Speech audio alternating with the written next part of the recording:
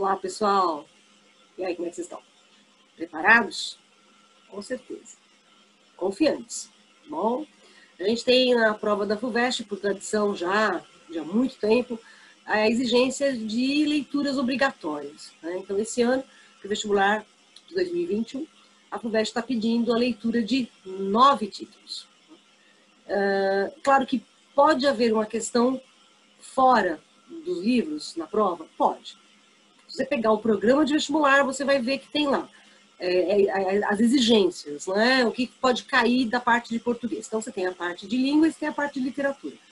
Na parte de literatura, se você olhar a lista, tem arcadismo, vamos pensar na ordem, né? Você tem lá o trovadorismo, o humanismo, você tem o renascimento, o classicismo, né? Depois barroco, arcadismo.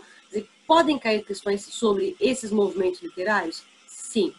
É comum? Não.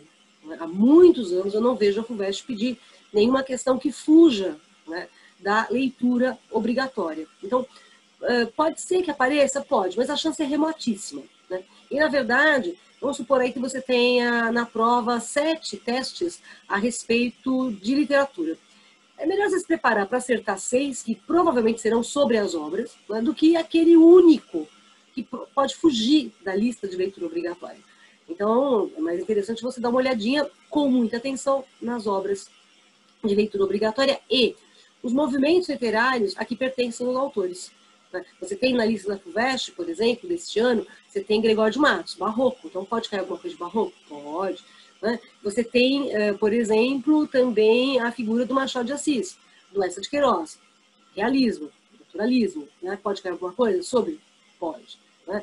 Os movimentos literários a que pertencem os autores podem ser pedidos, mas normalmente serão pedidos envolvendo a obra de leitura obrigatória.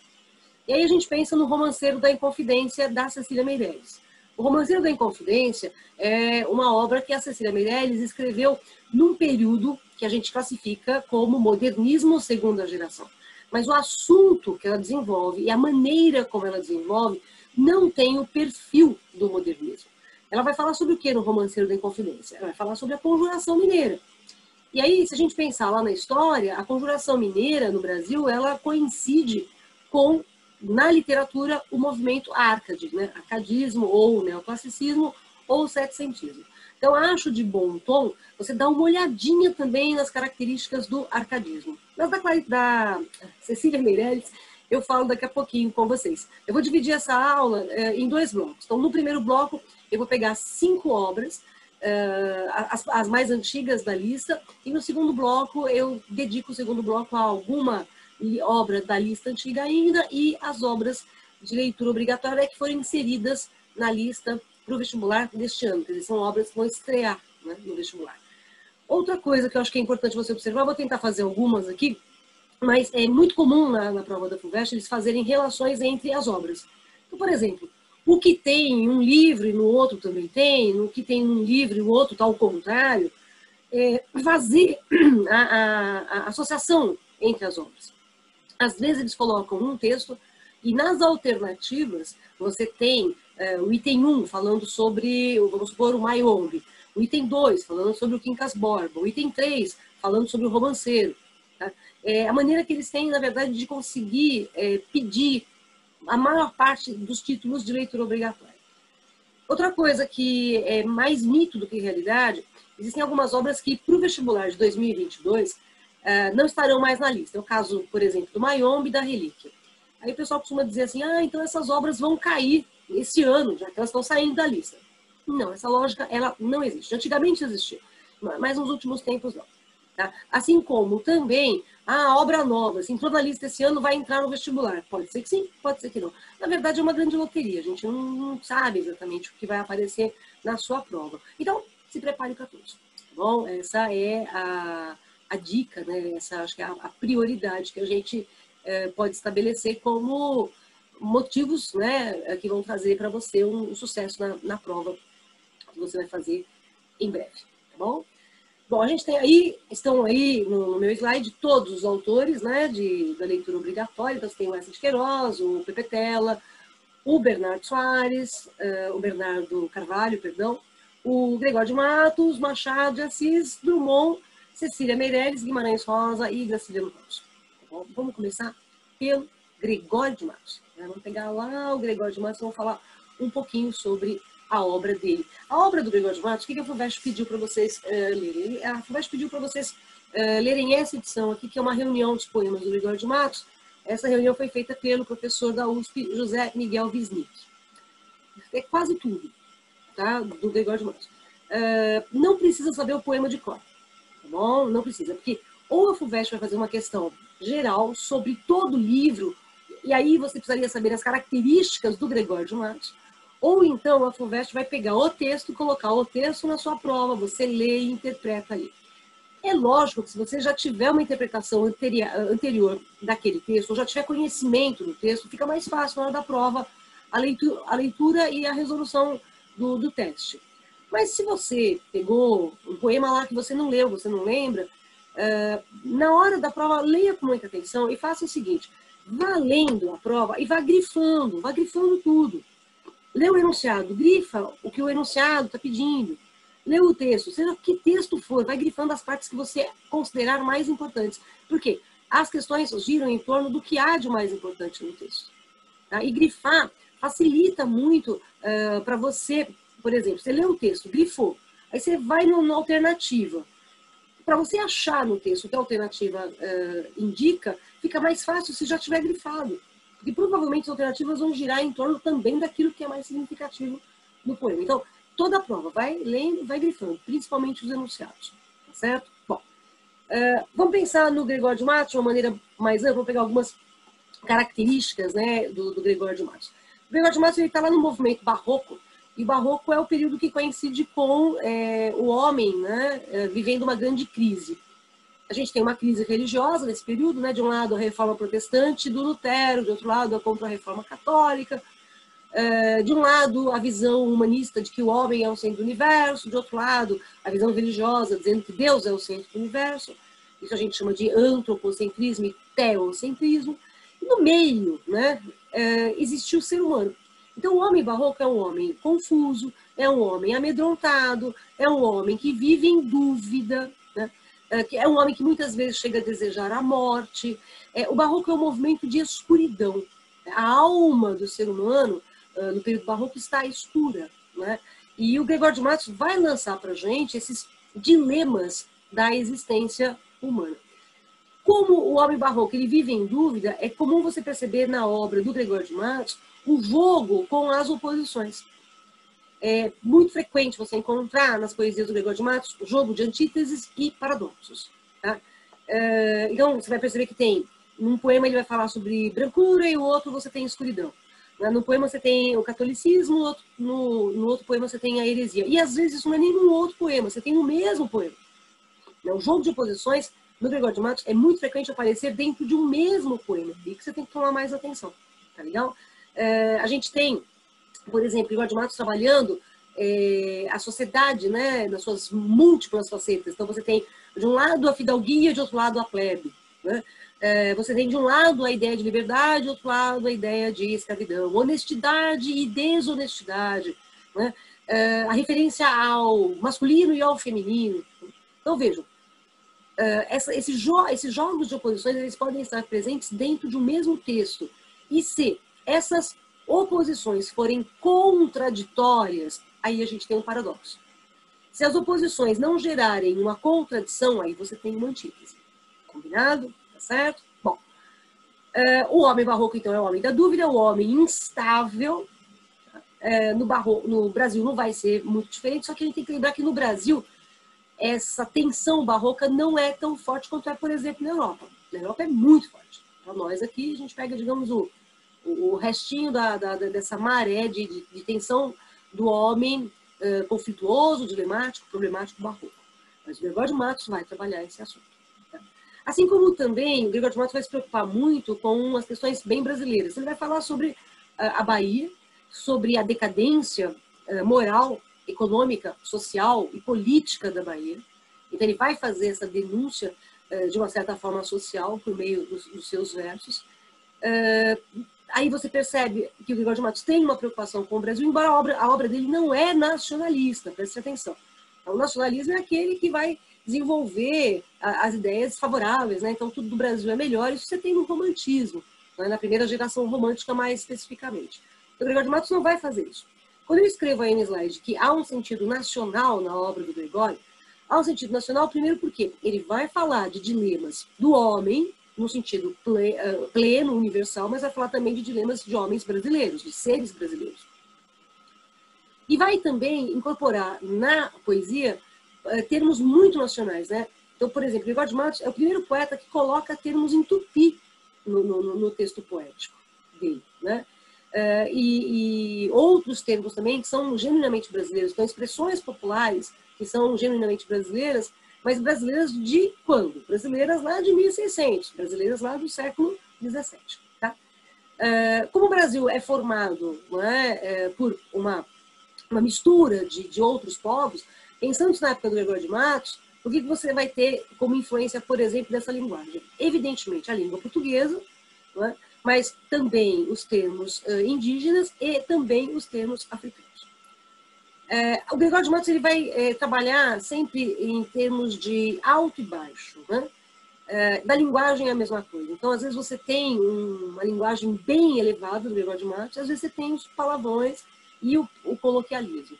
Os palavrões aparecem muito na poesia satírica do Gregório de Matos, né? Ali é bem forte esse viés, né, digamos assim, que está desconstruindo, né, a elegância poética que a gente esperaria. Tá? A poesia do Gregório de Matos, então a gente tem o Gregório de Matos escrevendo poesia satírica e tem o Gregório de Matos escrevendo poesia lírica. Na poesia lírica, o Gregório de Matos vai falar sobre amor, vai falar sobre morte, vai falar sobre religião. A morte é um dos temas mais frequentes, né? Se a gente pode até fazer um balanço, ele é um dos temas mais frequentes de alguns movimentos literários. O barroco é, como eu falei, já o movimento da escuridão, é o movimento da morte. Mas a morte também, o Gregório de Matos, ele observa aqui nos seus poemas, por um viés que é o viés religioso. À beira da morte, o homem se arrepende dos pecados que cometeu e faz o quê? Pede perdão. Senhor, meu Deus, pequei. Se pequei, perdoa-me. Né? Então, ele vai negociar com Deus esse perdão. Isso ele faz na poesia lírico-sacra ou lírico-religiosa, né? Em que, às vezes, ele até brinca um pouco com Deus, mas é uma poesia de um tom bastante solene. Enquanto na poesia satírica, esse tom solene acaba sendo destruído, na poesia religiosa, não. A solenidade aparece com mais frequência. Tá? Bom, muito frequentemente, o barroco se vale das figuras de linguagem, às vezes para disfarçar os pensamentos, né? Principalmente porque é um período de forte pressão da Inquisição e censuras de todos os tipos. E aí chovem no barroco figuras de linguagem, está cheio de figuras de linguagem. Então tem, como eu já falei, antítese e paradoxo, mas está cheio de metáfora, metonímia, né? Hipérbole, exagero, tem muito exagero. Né? E tem um traço que o homem barroco trabalha muito na sua poesia, que é o chamado feísmo. Feísmo, feio, desagradável, cruel. E tem imagens desagradáveis. Né? Então, por exemplo, no Gregório de Matos, é muito comum você ter Cristo crucificado, Cristo pendente de um madeiro, né? Cristo ali praticamente esperando, né, o seu momento de crucificação. Então, é Cristo carregando a cruz, é Cristo açoitado, é Cristo com a coroa de espinhos, né? É o Cristo dolorido. Quando a gente fala em Cristo, eu vou pensar numa outra obra da lista desse ano, que é o livro A Relíquia. No livro A Relíquia, daqui a pouquinho a gente fala dele melhor, mas no livro A Relíquia tem uma coisa muito curiosa. Existe um capítulo, que é o capítulo 3º, em que o Teodorico testemunha o julgamento, a condenação, a crucificação de Jesus, né, e a ressurreição. Ele testemunha. É lógico, o 3º capítulo ele configura aquilo que a gente chama de realismo fantástico. É o realismo sobrenatural. É o momento ali em que o Teodorico está tendo um sonho. Né, porque ele, na verdade, ele não vai presenciar a história de Cristo, no momento em que Cristo estava vivo. Mas o Teodorico é interessante, parece que Cristo meio que persegue o Teodorico, né? Ele está sempre meio perseguido por Jesus, né? Ou pelo menos essa impressão que ele nos passa. Agora, enquanto, por exemplo, Gregório de Matos vai trabalhar a imagem de Cristo com muita solenidade, já o livro A Relíquia vai desconstruir muitas vezes essa ideia, né, de Cristo Salvador, desconstruir a ideia de religiosidade. Então, toma um pouquinho de cuidado, porque o vestibular pode pegar um poema do Gregório de Matos, em que ele louva Deus, em que ele louva Cristo, e pedir para você aplicar aquele poema ao livro A Relíquia. Né? E é só você lembrar que o Teodorico, ele não tem fé, a fé dele é fajuta, a fé dele é uma fraude. Ele só exibe fé para conquistar a tia Patrocínio das Neves e a tia Patrocínio deixar a herança dela para ele. Tá? Então, são dois olhares diferentes em relação a Cristo. O olhar de Gregório de Matos é um olhar, como eu já falei, muito solene. Já no livro A Relíquia, não. O olhar de Teodorico é um olhar interesseiro. Aliás, até mesmo o olhar da tia Patrocínio em relação à fé é meio interesseiro, porque ela quer ir para o céu. Aliás, os padres também, né? Só vivem paparicando a tia Patrocínio, por quê? Porque eles querem a herança dela. Né? E como é que eles paparicam a tia Patrocínio? Se mostrando cada vez mais fiéis, cada vez mais beatos, cada vez mais os responsáveis pela transmissão da palavra de Deus. Tá bom? Então, cuidado com essa relação que a gente pode ter na prova. Certo? Bom, a materialidade do texto, né, no sentido de que o Gregório de Matos ele vai trabalhar muito, não só as palavras por meio das figuras de linguagem, e isso a gente chama de cultismo. Dentro do movimento barroco, nós temos dois traços que não se separam. Um deles é o cultismo e o outro é o conceptismo. O cultismo trabalha o jogo de palavras, enquanto que o conceptismo trabalha o jogo de ideias. E no Gregório de Matos você toma um pouco de cuidado. Tá? Se o vestibular perguntar se há traços cultistas ou conceptistas naquele texto, não responde automaticamente. Ah, meu professor falou que o Gregório de Matos ele é cultista porque ele usa muita figura de linguagem. Sim, é verdade. Ele usa. Mas dependendo do fragmento que a prova pode apresentar para você, naquele fragmento que possa estar ali na questão, o Gregório de Matos pode estar se valendo do jogo de ideias e não o jogo de palavras. Então, cuidado com isso. Tá bom? Não vai de automático, não. Lê o texto e vê. O que o Gregório de Matos está fazendo aqui? Tá, tenho mais incidência de metáforas, antíteses, etc., nas figuras, ou eu tenho mais incidência do jogo ideológico? Então, leia ali com muita atenção. E um recurso que o Gregório de Matos usa bastante é a disseminação e recolha. O que é disseminação e recolha? Ele dissemina pelo texto, por exemplo, palavras, depois ele recolhe. Né? Ele dissemina palavras e depois ele vai recolher, né, essas palavras. Então, disseminar é espalhar, né? E recolher é recolher. Existe um texto aqui do Gregório de Matos, que é um dos mais famosos dele, né, em que a disseminação, a ideia da disseminação e da recolha, ela fica bem evidente, né? Aquele texto que ele fala assim, que falta nesta cidade?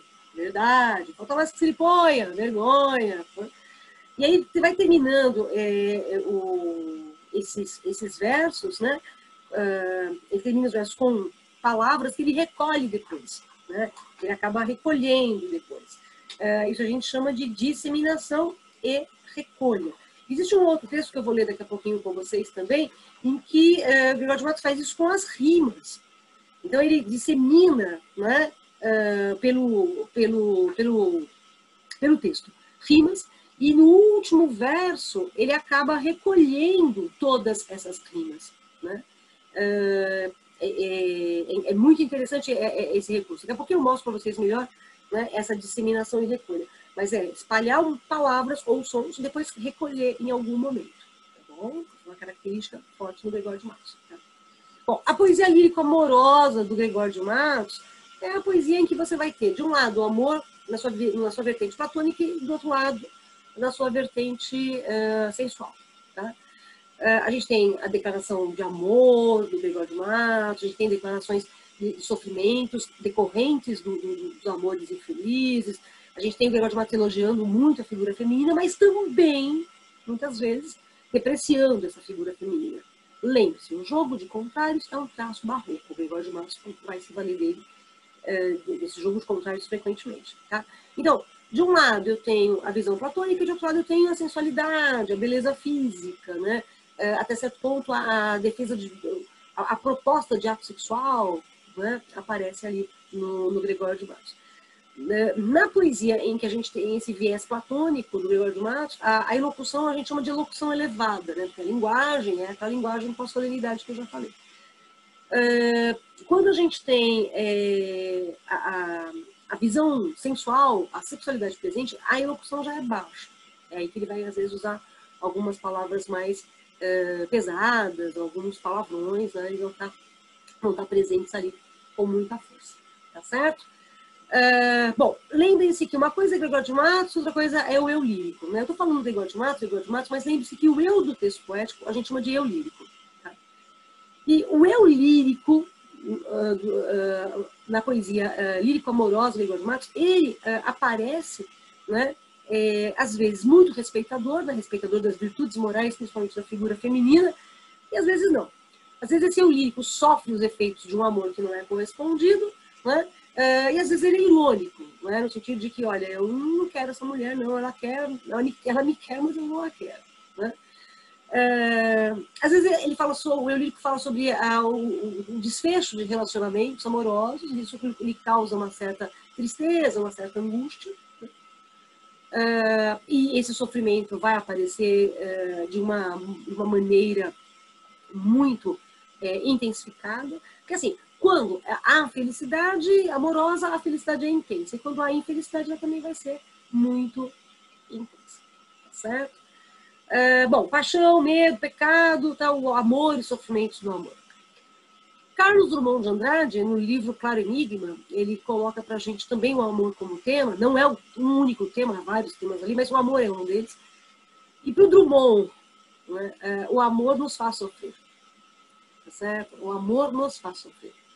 E o Gregório de Matos também vai lançar essa ideia de que o amor faz o eu sofrer. O amor faz a gente sofrer, né? Porque quando você ama alguém, ou alguma coisa, ou algum lugar, não precisa ser só um indivíduo, no caso aqui eu estou falando de indivíduos, mas quando você ama algo ou alguém, e você perde esse algo ou esse alguém, você sofre. Você sofre imensamente, né? Então, o amor que te faz feliz hoje vai te fazer infeliz um dia. Tá? Você vai sofrer a perda desse amor em alguma circunstância. O Gregório de Matos vai falar sobre isso e o Drummond vai falar o seguinte, que estamos destinados, estamos afadados a sofrer por amores, né? Por amores que perderemos, por amores que ficam no tempo. Tá? Então, cuidado, que eu também posso fazer um vínculo entre um poema do Gregório de Matos, que ele fala sobre o sofrimento amoroso, e o Drummond, no Claro Enigma, também falando sobre o sofrimento amoroso. Tá certo? Dá para fazer esses vínculos também. Mas aí é simples, tá? Eles vão colocar os trechinhos lá das poesias para vocês compararem, tá? Então é só ler com atenção e responder, tá? Bom, duas perspectivas da figura feminina, como eu já disse. Uma mulher platônica, idealizada, e outra mulher que é a materializada, né? Que é a sensual. O que é comum no Gregório de Matos é a mulher branca ser platonizada e a mulher não branca ser erotizada, tá certo? Okay? Então, a mulher negra, a mulher mestiça, elas vão ganhar aspectos de erotismo muito mais intenso do que, por exemplo, na figura branca. Tá? Então, a gente tem essa perspectiva, que é uma perspectiva de época, né? Na época, aliás, vocês devem até lembrar de uma expressão que antigamente, infelizmente, muita gente usava, que era assim, morena cor do pecado. Tá? Então, a mulher que tem uma pele um pouquinho mais escura, ela já é vista como a representação da sexualidade, do sensualismo. Né? Isso na época do Gregório de Matos era muito forte. Hoje em dia tem gente que ainda pensa dessa maneira, infelizmente. Tá? Porque a sexualidade, ela não é um privilégio de um ser ou de outro. Também não é um defeito de um ser ou de outro. A sexualidade faz parte da vida humana. Seja homem, seja mulher, seja branco, seja o que quer que seja, não interessa. Mas o Gregório de Matos vai mostrar pra gente o registro da época. Então a mulher negra parece realmente mais objetificada, né? Ela é mais uma mulher objeto, mais sensual. Tá? Ele vai explorar as sensações, né, que a sexualidade permite. Daí o predomínio cultista, tá? Predomínio do quê? Do uso de figuras de linguagem para trazer toda essa questão sexual. Tá? Eu vou passear com vocês aqui por alguns poemas do Gregório de Matos. Aí no meu canal tem alguns outros poemas do Gregório de Matos que eu fui analisando rapidamente aí ao longo do ano. Não todos, não deu tempo. Vou pegar alguns aqui, tá? Então, vamos lá. Repare, é soneto, tá? 2 quartetos, 2 terceiros, certo? Ó, 4, 4, 3, 6, tá? Esse escrito aqui, porque eu escrevi da maneira original, tá? Alma gentil, aliás, primeira coisa, assim que você vai ler um poema, você começa a ler, ou um texto, seja ele qual for, comece a ler pelo título, tá? Então, ao mesmo assunto que ele já tinha falado disso no poema anterior. A morte de Afonso Barbosa da Franca, amigo do poeta. Como era esse amigo do poeta? Né? O Afonso Barbosa, ele era um nobre baiano, era um cara muito generoso. Então, nesse soneto, reparem que ele vai elogiar o amigo. Né? Então, alma gentil, espírito generoso, que do corpo as prisões desamparaste, em pau cândida flor em flor cortaste, de teus anos o pâmpano viçoso. O pâmpano é o ramo da videira, propriamente. Né? Então, assim, olha, ele era um homem de espírito generoso, né, mas que vai morrer, como todos nós. Né? Hoje que o sólio habitas luminoso, o trono, o sólio é o trono, hoje que ao trono eterno te exaltaste, já morreu, já subiu para o céu. Lembra-te daquele amigo a quem deixaste triste, absorto, confuso e saudoso. Então, a morte do amigo fez com que o eu lírico ficasse triste, absorto, confuso e saudoso. Né? Tanto tua virtude ao céu subiste, que teve o céu cobiça de gozar-te, que teve a morte inveja de vencer-te. Venceste o foro humano em que caíste, goza-te o céu, não só por premiar-te, senão por dar-lhe a mágoa de perder-te. Então, você ganhou o céu, parabéns, mas eu fiquei muito triste porque você morreu. Então, assim, esse aqui é um poema realmente em que o Gregório de Matos está elogiando, né, o amigo. E esse alma gentil e espírito generoso lembra-nos um soneto do Camões que começa assim: alma gentil, alma minha, gentil que te partiste, tão cedo desta vida descontente, repousa lá no céu eternamente e vive cá na terra sempre triste. Que é um soneto do Camões, em homenagem à amada morta, né, que morreu no naufrágio, a Dina Mene, conhecida figura, conhecido romance, amor, né, que o Camões teve. Então aqui eu tenho intertextualidade com o soneto do Camões. Tá? O Camões não é leitura obrigatória, não, mas a FUVEST pode colocar um trechinho do soneto do Camões e esse, e pedir para você dizer o que tem entre os dois. Intertextualidade. Intertextualidade é um texto que já existe, que está sendo recuperado por outro. Tá legal? Ok? Esse aqui é um dos sonetos mais conhecidos do Gregório de Matos, e repare que ele trabalha aqui o tempo todo com as oposições. Aos afetos e lágrimas derramadas na ausência da dama a quem queria bem. A dor em firme coração nascido, a dor em coração firme nascido, pranto por belos olhos derramado, incêndio de mares de água disfarçado, rio de neve em fogo convertido. Tu, quem um peito a brasa escondido, tu, quem o rosto corre desatado, quando fogo em cristais aprisionado, quando cristal em chumas derretido. Se és fogo como passas brandamente, se és neve como queimas com porfia, mas ai que andou o amor em ti prudente, pois para temperar a tirania, como quis que aqui fosse a neve ardente, permitiu parecer-se a chama fria. Bom, você reparou que tem sempre um jogo de oposições. Vamos pegar lá no finalzinho. Ó, neve ardente, chama fria. A neve não é ardente, a chama não é fria. Então tem um jogo de oposições. Mas se eu for ligar as coisas lógicas aqui, ó, neve é fria, a chama é ardente. Se eu for ligar as duas coisas, você concorda que eu estou fazendo um X entre os versos? Esse X que a gente consegue fazer aqui, nós chamamos de quiasmo. Tá bom? É um quiasmo, porque eu tenho um quiasmo. Tá? Aqui em cima eu também tem. Ó, incêndio em mares de água disfarçado, rio de neve em fogo convertido. Ó, incêndio em mares. Rio de neve em fogo. Ó, incêndio é fogo. Então liga fogo com fogo. Fogo daqui, liga com fogo aqui de baixo. Mar de água, água. Rio de neve, água. Água com água. Então, se você ligar as coisas lógicas, você vai perceber que eu vou fazer um X entre os versos. Isso a gente chama de quiasmo. Tudo bem? É uma figura de linguagem também. Notem que nesse soneto o incêndio, o fogo, as chamas estão associados à paixão muito ardente. Já o mar, o rio, a neve são associados às lágrimas. Lágrimas que são vertidas por culpa deste amor ardente. E esse lírico aqui está chorando por quê? Ele está chorando pela ausência da amada. Na verdade, ele está chorando pela perda da amada. Né? Então, por isso é essa visão muito dual, né? Ardor em coração firme nascido, que existe a versão ardor em firme coração nascido também. Então, ardor em coração firme nascido, pranto por belos olhos derramado. Então, ao mesmo tempo, eu tenho afeto, mas eu tenho também o afeto que ele traz tristeza, lágrimas, também tem a paixão, o fogo da paixão, né? E essa paixão, esse ardor, né, que era essa paixão, lhe causa o choro, né, o pranto pelos olhos derramados. Então, ele causa um sofrimento. Então, de novo, o amor fazendo sofrer, né? E ele coloca pra gente assim, né? Tu quem o peito abrasa escondido, tu quem o rosto corres desatado. Ó, tá vendo de novo a ideia. O abrasar é o fogo da paixão. O correr desatado são as lágrimas, né? Corre onde? Corre no peito. Né? Quando o fogo em cristais aprisionado, quando o cristal em chamas derretido. Tá vendo de novo o jogo de oposições?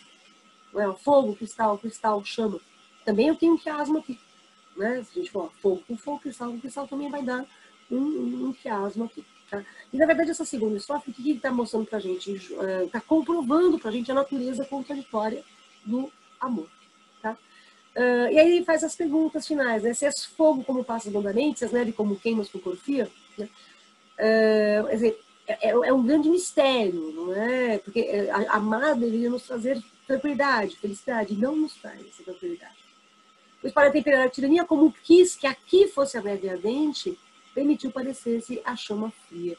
Então, assim, é quase um mistério de transformação do fogo, né? O fogo que é o sentimento da paixão, se converte em cristais, né? Se converte em lágrimas, se converte em prantos, se converte em sofrimento, né? Sofrimento amoroso. Tá? E ele está chorando porque a amada está ausente, certo? Bom, esse texto aqui pondera agora com mais atenção a formosura de Dona Ângela. Sabe que a Dona Ângela, né, ela é uma figura muito comum na poesia do Gregório de Matos. Há outros poemas do Gregório de Matos que trazem para a gente essa figura da Dona Ângela. E aqui, mais uma vez, a gente tem a Dona Ângela, né, aparecendo. Né? E aí você percebe justamente que a Ângela remete a angelical, né? Remete ao anjo. Não vira em minha vida formosura, ouvia falar nela a cada dia, e ouvida me incitava, me movia a querer ver tão bela arquitetura. Quer dizer, ele não a via, mas ele queria sempre estar vendo. Né? Ontem a vi por minha desventura, na cara, no bom ar, na galhardia, de uma mulher que em anjo se mentia, de um sol que se trajava em criatura. Então ela se mentia que era um anjo, porque ela é um anjo que o tenta. É o anjo da tentação, né? E não da proteção. Matei-me, disse eu, vendo abrasar-me, se esta a coisa não é que encarecer-me. E sabia o mundo e tanto exagerar-me. Olhos meus, disse então por defender-me, se a beleza eis de ver para matar-me, antes olhos cegueis do que eu perder-me. Né? Então, assim, se a sua beleza me tira do prumo, me traz algum tipo de prejuízo, era melhor ser cego. Esse soneto também lembra um texto do Camões, né? Em que o Camões fala justamente a respeito da figura feminina, que é a figura feminina que lhe causa grandes transtornos, né? Grandes dúvidas, né? Mas principalmente desequilíbrios. Né? São os desequilíbrios sentimentais. Tá bom?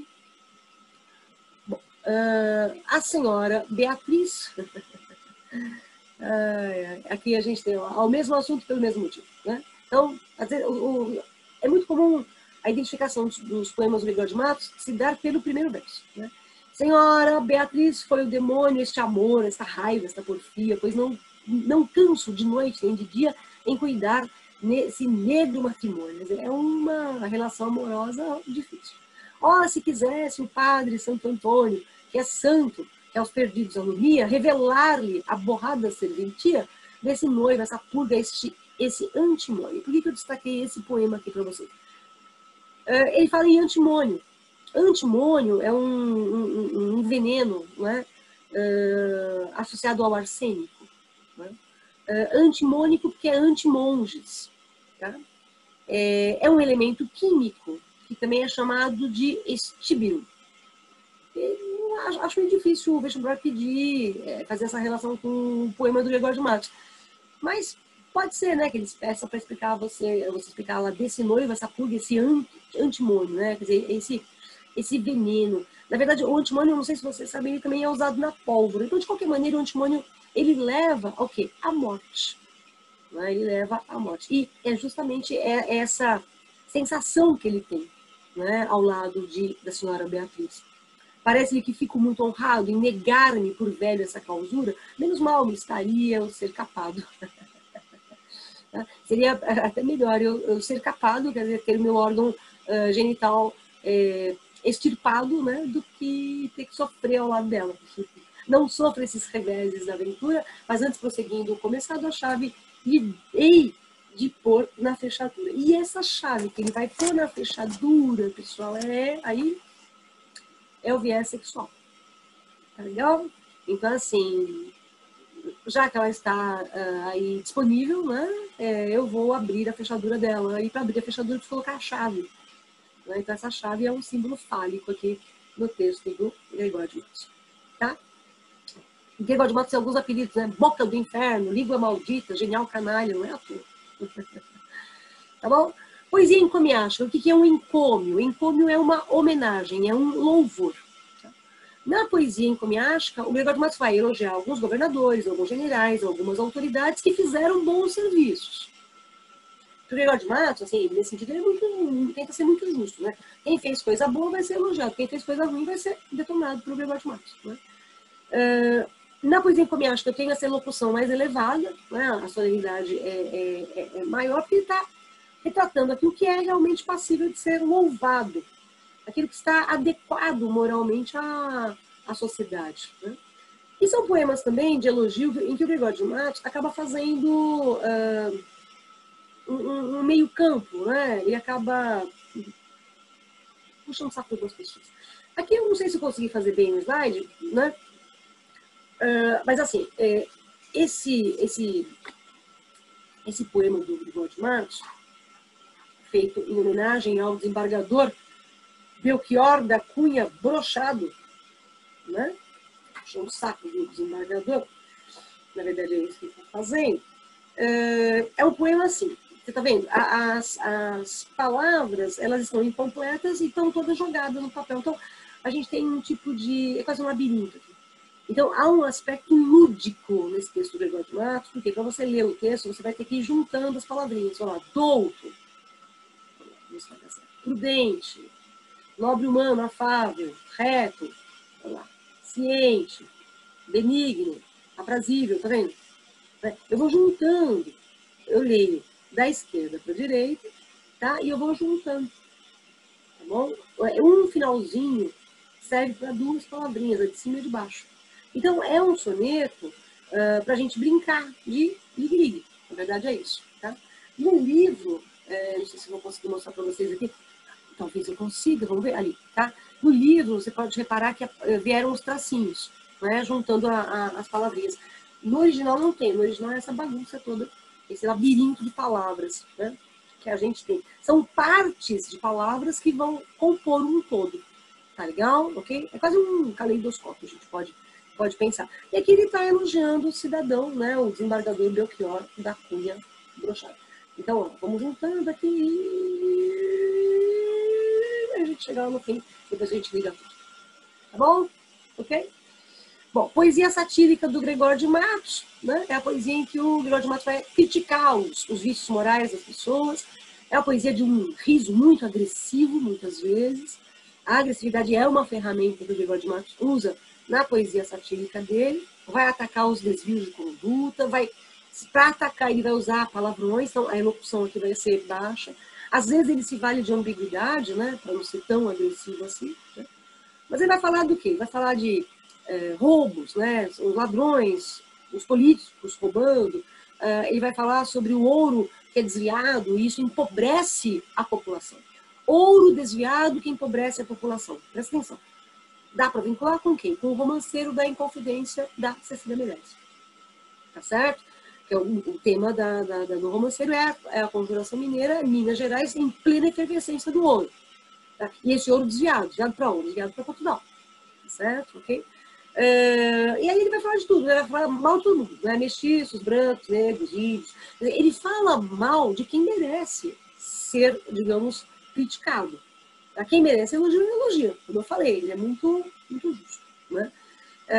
Na verdade, a linguagem é engraçado. Às vezes, a impressão que a gente tem nos poemas é que quanto maior o delito, né? Pior é a linguagem, sabe? Então é quase uma lei da equivalência, né? Pior o delito, pior a linguagem. Tá? Mas é uma sátira bem agressiva que a gente tem nessa poesia do Gregório de Matos, tá? Em alguns momentos ele acaba defendendo, né, o Império Português, né? Sempre que vai atacar. Tá? Bom, a cidade da Bahia, né? Triste Bahia, esse poema foi musicado pelo Caetano Veloso, se você quiser ouvir, mas ele fez alterações. No comecinho é a mesma coisa, mas depois ele faz algumas alterações. Então ele fala assim, Triste Bahia, ó quão dessemelhante estás, estou do nosso antigo estado. Então, olha, a Bahia está diferente, dessemelhante, diferente, e eu também estou diferente. Tá? Então nós dois mudamos. Pobre te vejo a ti, tu a mim empenhado. Rica te vi, eu já, tu a mim abundante. Então, olha, pobre te vejo. Então você está pobre, agora eu estou empenhado, porque eu estou com dívidas. Rica eu já te vi, Bahia, e eu também já fui rica. Então você está pobre como eu estou pobre. Você foi rica como eu fui rico. Não é? A ti tocou-te a máquina mercante, que em tua larga barra tem entrado, a mim foi tocando e tem tocado tanto negócio e tanto negociante. E ele vai falar justamente sobre a exploração, né, mercantil, né, da Bahia aqui, né? Então, a Bahia aqui, na verdade, seria o Brasil, né? É o Brasil se curvando, né, aos interesses estrangeiros, exploradores, no caso. Deste em dar tanto açúcar excelente pelas drogas inúteis que abelhudas simples aceitas do sagaz bruxote. Ó, se quisera Deus que de repente um dia amanheceras tão sisuda que for de algodão o teu capote. Repare que quando ele fala assim, a mim me foi trocado, tem trocado, tanto negócio, tanto negociante, obviamente ele está falando aí sobre a troca de riquezas por mercadorias de valor menor, né? De valor menor. Quer dizer, o homem e a cidade baiana estão se vendendo. A direção maior que eu tenho aqui do Gregório de Matos, a direção maior é para criticar aos holandeses, né? Essa é o ataque maior. Agora, essa Bahia também está dessemelhante porque aconteceu o seguinte, nessa época houve um excesso de produção de açúcar. Quando você tem um excesso de produção de açúcar, o preço cai, né? E aí o dinheiro não circula. Né? E uma outra desgraça que eu tenho na Bahia, porque ele fala no açúcar, deste em dar tanto açúcar excelente, né, pelas drogas ilícitas. É um mercado de opressão aqui. E um outro aspecto que é curioso, que a gente tem nessa época, na Bahia houve uma doença, que o pessoal chamava de a peste, né?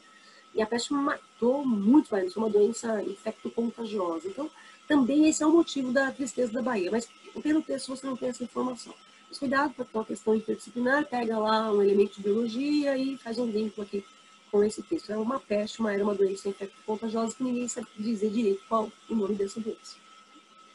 Esse aqui é um texto, né, onde eu tenho a disseminação e recolha, que eu comentei com vocês. Né? Neste mundo é mais rico que mais rapa, quem mais limpo se faz tem mais carepa, com sua língua ao nobre viu decepa, o velhaco maior sempre tem capa. Né? Se você observar uma coisa, olha as rimas. Apa, epa, epa, apa. Apa, epa, epa, apa. Ipa, opa, upa, ipa, opa, upa. Mas olha o último verso. Apa, epa, ipa, opa, upa. Então ele recolhe tudo que ele juntou aqui. Tudo bem? Porque neste mundo é mais rico que mais rapa, quer dizer, mais rico quem rouba mais.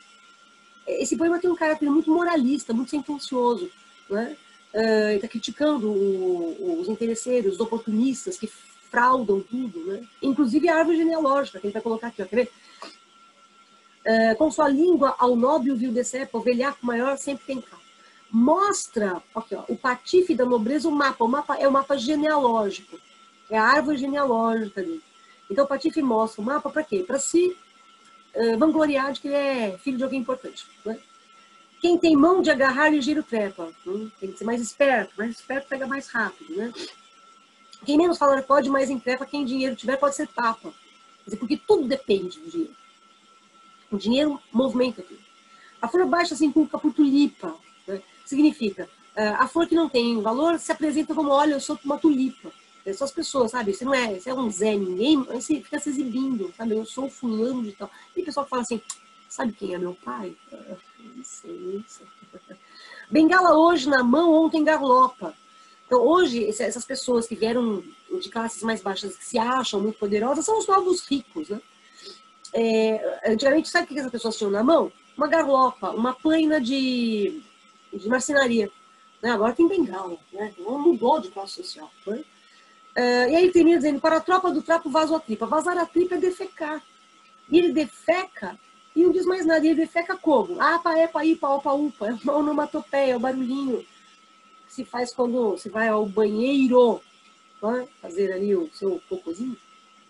Ai, Lu, que coisa horrorosa. Gente, meu amor, é que ele gosta de matos. É o boca de inferno. Esse aqui eu quero mostrar para vocês só por causa da referência intertextual de novo. Né? 7 anos na nobreza da Bahia, servia uma pastora indiana bela, porém servia a Índia e não a ela, que a Índia só por prêmio pretendia. É intertextual com o poema do Camões, né? 7 anos de pastor Jacó servia, Labão, pai de Raquel, serrana bela, mas não servia ao pai, servia a ela, e só a ela por prêmio pretendia. Tá? Só que enquanto no poema do Camões eu tenho toda uma elevação do amor de Jacó por Raquel, aqui eu tenho o contrário. Todo mundo queria casar com essa indiana bela, né? E aí, por que as pessoas queriam casar com ela? Para ficar com a riqueza dela. E o que o padre fez? Tirou a fidalguia dela. Quando tirou a fidalguia, ninguém mais quis casar com ela. Tá? E aí ele faz a associação com o Brasil, né? Vem do Brasil, aqui embaixo. E por tão sujos modos, se lhe usurpara sua domovira, quase a golpe de um maço, de uma goiva, que martelo, logo se arrependeram de amar todos, e qualquer mais amara, se não vira para tão limpo amor, tão suja noiva. Isso aqui é Camões também. Só que Camões termina assim, se não fora para tão longo amor, tão curta vida. Então, o soneto do Camões é elevado, isso aqui não, é baixo. Tá? É a falência do sentimento amoroso, é o amor vinculado, obviamente, ao dinheiro, e esse desfecho frustrado aqui do afeto e do amor. Esse soneto caiu na prova ano passado, então eu acho muito difícil ele aparecer de novo esse ano. Só vou destacar um soneto que o Gregório de Matos fez em homenagem ao conde de Ericeira, o Dom Luís de Menezes, que pediu para o Gregório de Matos que ele escrevesse um soneto, fizesse um soneto elogiando, né? E nessa perspectiva de fazer um soneto elogiando, o Gregório de Matos fez um soneto para o cara em que ele fala, escreve, mas não elogia em absolutamente nada. Né? Ele acaba enrolando e se escapa de um incômodo que ele elogiar quem não merecia um elogio.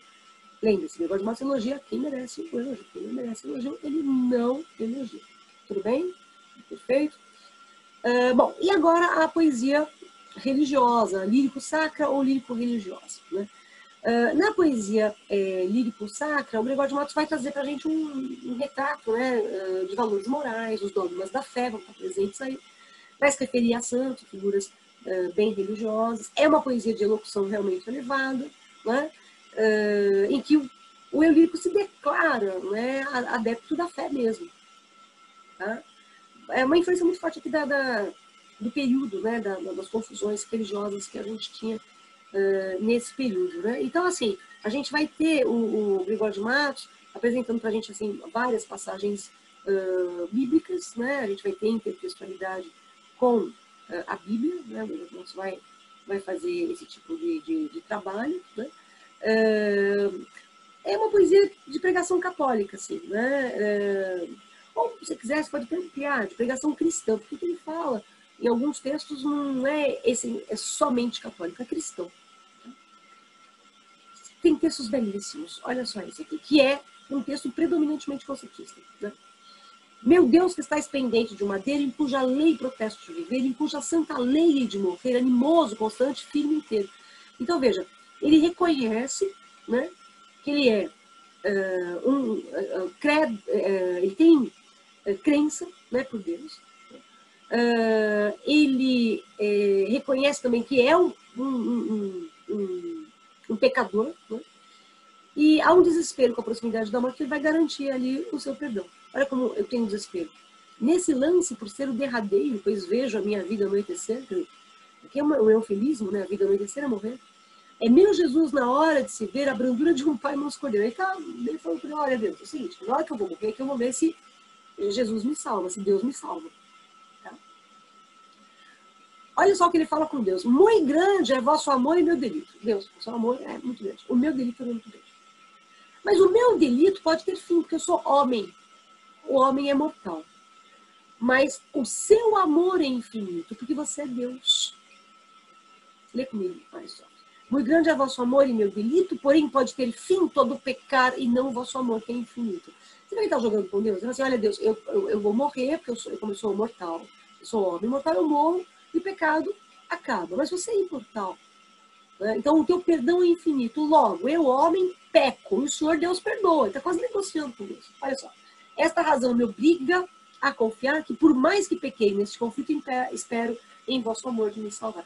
É quase dizer para Deus assim, e aí ele fala isso no outro texto, quanto maior o pecado, maior Deus se empenha em salvá-lo. Né? Ele está meio que negociando com Deus. O soneto é muito bonito. Esse, né? Pequei, Senhor, mas não porque pecado de vossa alta clemência me despido. Quer dizer, não é porque eu sou um pecador que eu me despeço do seu perdão. Tá? Porque quanto mais tem delinquido, você tem a perdoar mais empenhado. Tá aí, ó, viu o que eu acabei de falar? Então, quanto mais eu peco, mais o Senhor perdoa. Tá? Se basta a vós irar tanto pecado, abrandar-vos sobeja um só gemido, que a mesma culpa que vos há ofendido vos tem para o perdão lisonjeado. Quer dizer, o mesmo pecado que leva ao castigo, leva ao perdão. Se uma ovelha perdida, ele recuperando a Bíblia aqui, né? Mateus 18, 14. Se uma ovelha perdida e já cobrada, glória tal e prazer tão repentino vos deu, como afirmais na sacra história, na Bíblia, eu sou o Senhor, a ovelha desgarrada, cobrai, não queirais, pastor divino, perder em vossa ovelha a vossa glória. Então, assim, ele está morrendo de medo de ser punido por Deus. Mas, na verdade, é isso. Né? E é justamente esse desespero que faz com que ele peça perdão. Então, é o arrependimento, né, na hora da morte, né, na hora que ele percebe que a vida dele está sendo finita, né? E ele até ele faz a intertextualidade com a sacra história, e a ovelha perdida é a parábola, né, da ovelha perdida, né? Que é bem essa ideia, né? Haverá sempre alegria no céu por um pecador que se arrepende. Quando ele se arrependeu, então ele será perdoado. Bom? Que as terra, homem, em terra de tornar-te, te lembra hoje Deus por sua igreja, de pode faz espelho que se veja, viu matéria de que se formar-te. Então, é bem a verdade bíblica, né, que a gente tem lá, quando Deus diz a Adão, né, no suor do teu rosto comerás o teu pão até que tornes a terra.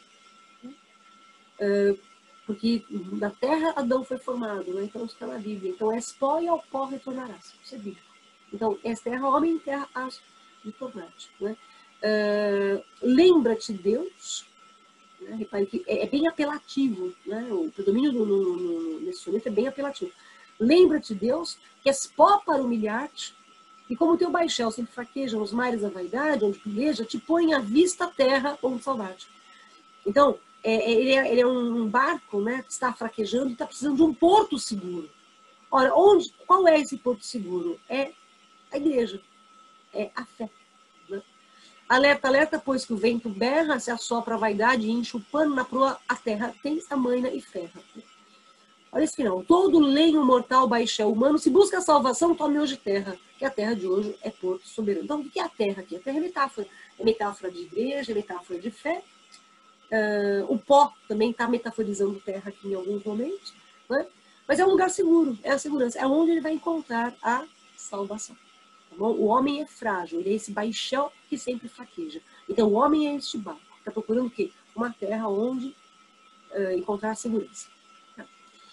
Esse aqui é um problema, né? O todo sem a parte, não todo achando-se um braço perdido do menino Deus de Nossa Senhora das Maravilhas, que desacataram infiéis na sede da Bahia.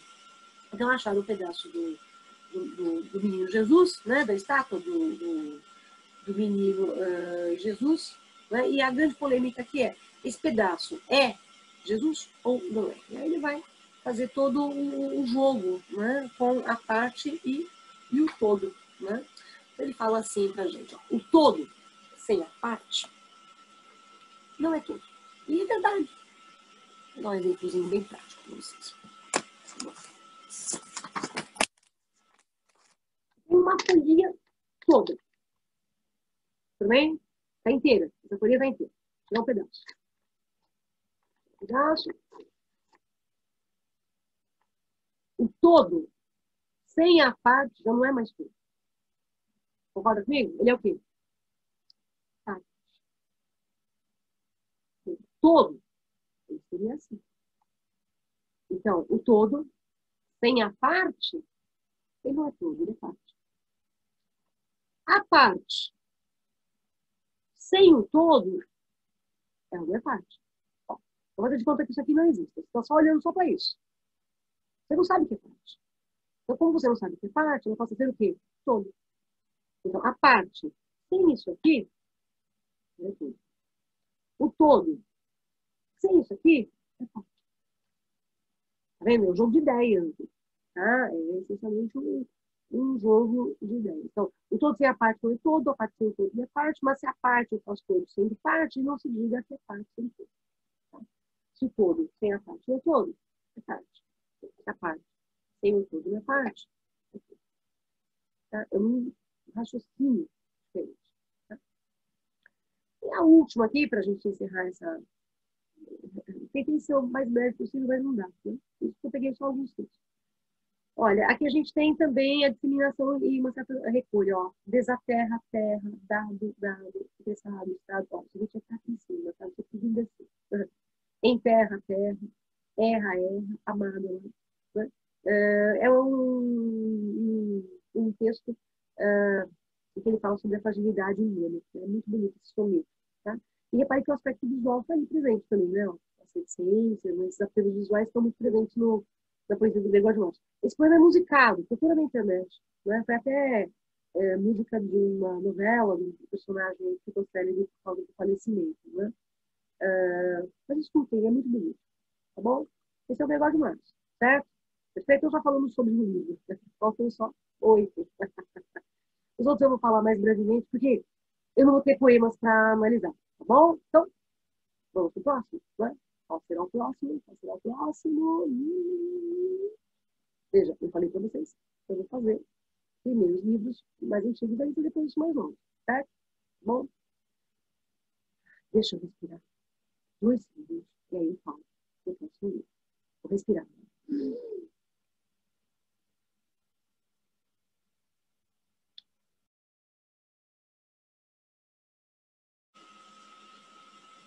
Pronto.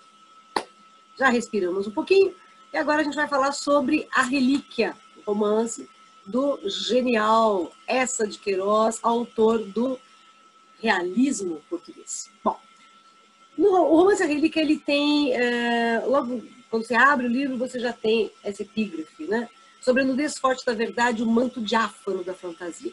E justamente uma das discussões que a gente tem no romance é essa questão da verdade. Teodorico Raposo, que é o personagem central, ele vive mentindo. O livro inteiro, ele é um grande mentiroso. Então, a verdade ali, ela é manipulada em benefício dele. Quer dizer, a verdade que ele cria, a verdade que ele inventa. Então, na verdade, é uma mentira. Se a gente pensar nessa questão de verdade e mentira, o livro 9 Noites, logo no comecinho, o Manuel Perla, ele fala que você vai entrar num mundo em que a verdade e a mentira se confundem. Não é? E é exatamente isso que o Teodorico tenta fazer com a tia Patrocínio. Né? Ele tenta fazer a mentira prevalecer. A mentira que ele conta para a tia Patrocínio é verdade para ela. Né? Mas você sabe que mentira tem perna curta. Conhecem essa expressão. Por que a mentira tem perna curta? Porque quem mente esquece da mentira. Agora, quem ouve a mentira, ouve como se ela fosse verdade. Então, não esquece. Agora, o problema do Teodorico é que ele vai ser pego nem é por causa de um esquecimento. Se bem que é um deslize, né, dele, que faz com que ele acabe sendo descoberto pela tia Patrocínio. Bom, A Relíquia foi publicada em 1887, né, resulta de uma viagem que o Eça de Queiroz fez de outubro, né, de 23 de outubro de 1869 até 3 de janeiro de 1870. Ele fez uma viagem para acompanhar a inauguração do canal de Suez. Né? E depois ele escreveu algumas coisas sobre isso. Daí resulta A Relíquia. A Relíquia vai ser inscrito num concurso da Academia de Lisboa, mas não vai ganhar esse concurso. Né? Bom, é um livro em que você tem o Eça de Queiroz apresentando para a gente em 5 capítulos, sendo que dos 5 capítulos, um que é realmente problemático é o terceiro, né? São 5 capítulos em que o Teodorico conta para a gente a história dele. Então, é uma narrativa em primeira pessoa. E como é uma narrativa em primeira pessoa, o grande problema é que narrador em primeira pessoa é um narrador que a gente não pode confiar, em quem a gente não pode confiar muito. É um narrador que pode causar desconfiança do leitor, porque ele conta a história de acordo com o olhar dele e de acordo também com os seus interesses. É bem o caso do Teodorico. Tá? Bom, lembrar de uma outra coisa que eu acho importante é que Portugal é até hoje, né, um país essencialmente católico. E a influência do clero é dominante. Na época em que o Eça de Queiroz escreve a Relíquia, é mais dominante ainda. Né? E aí o Eça de Queiroz aproveita, né, naquele viés realista, né, o realismo ele vai querer atacar as instituições fortalecidas, família, igreja, Estado. E nessa perspectiva de atacar família, igreja, Estado, a igreja aqui acaba sendo alvo, né, de uma sátira queirosiana. Os padres que cercam a tia Patrocínio das Neves não são lá flor que se cheire, né? Eles são, na verdade, interesseiros. Né? O padre Negrão, que aparece no finalzinho do livro, acho que é o mais interesseiro de todos. Inclusive, é um padre que não respeita o voto de celibato clerical. Né? E assim, o Eça de Queiroz vai atacar, vai fazer um trabalho anticlerical na obra A Relíquia. Além disso, a gente pode perceber que o Eça de Queiroz vai atacar a burguesia de Lisboa.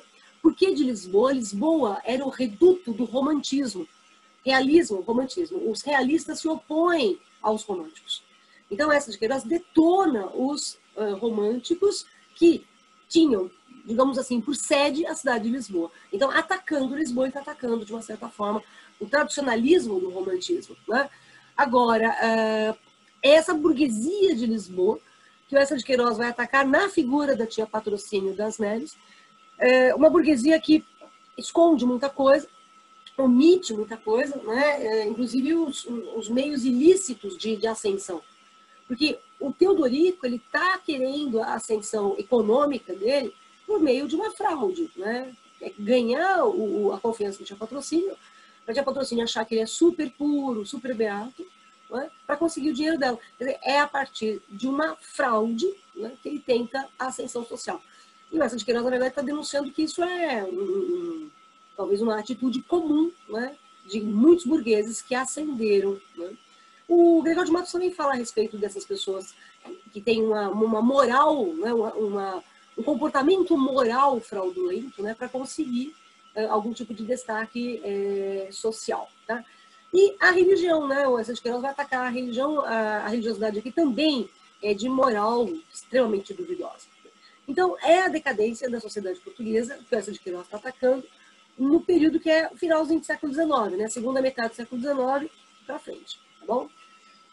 A gente pode dizer que o livro é uma narrativa autobiográfica? Pode, né? Porque o Teodorico está contando a vida dele, ele conta desde que ele nasceu, né, até o momento em que ele vai conseguir se restabelecer. Porque o Teodorico ele vai ser descoberto pela tia Patrocínio, vai passar por situações economicamente penosas, mas depois ele consegue resgatar a amizade com o colega de escola dele, o Crispim, vai casar com a irmã do Crispim, é um casamento por interesse. Né?